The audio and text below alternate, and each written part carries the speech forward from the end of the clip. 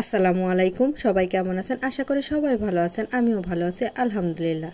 রান্নার ঝামেলা ছাড়াই 10 মিনিটে লেবুর আচার বানিয়ে নিতে পারেন, খেতে পারবেন সারা বছর ধরে। চলুন কথা না বাড়িয়ে মূল রেসিপিতে চলে যাওয়া যাক।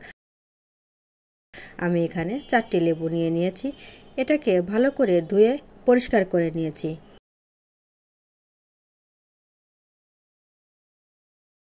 লেবুর গায়ে যাতে পানি না থাকে এজন্য একটা টিস্যুর সাহায্যে লেবুগুলোকে ভালো করে মুছে নিচ্ছি।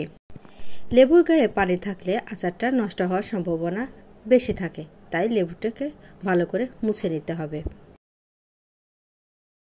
এবং লেবুটাকে আমি ছোট ছোট টুকরা করে কেটে নিয়েছি। হয়তো আপনারা দেখেই বুঝতে পারছেন কিভাবে কেটে নিয়েছি। এই লেবুর আচার বানানোর জন্য আমি কিছু মশলা ব্যবহার করব। এটা বাহিরের কোনো মশলা না, এটা আমার ঘরে যে মশলা আছে আমি সেই মশলাটা দিয়েই এই লেবুর আচারটি তৈরি করে নেব। আমি দিয়ে দিচ্ছি স্বাদমতো লবণ, একটু গোলমরিচের গুঁড়া,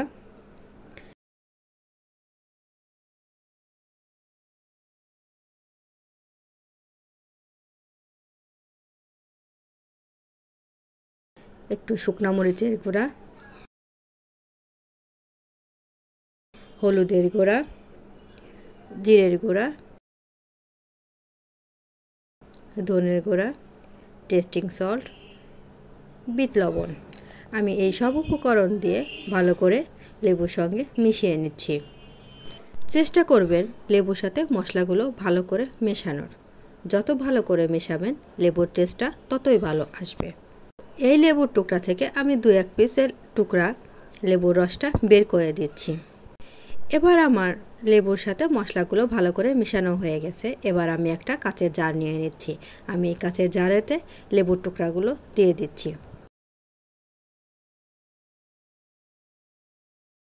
এবার সেই লেবুর টুকরাগুলো আমি সরিষার তেল দিয়ে ডুবিয়ে দিচ্ছি।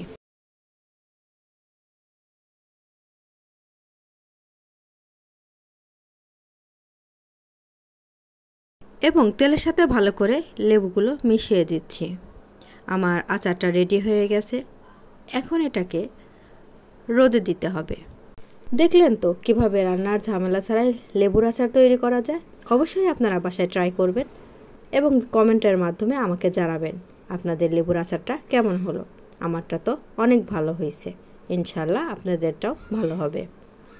আশা করি আমার এই ভিডিওটা আপনাদের ভালো লেগেছে। যদি ভালো লেগে থাকে তাহলে লাইক, কমেন্ট, শেয়ার করে আমার পাশে থাকবেন। ধন্যবাদ সবাইকে। আল্লাহ হাফেজ।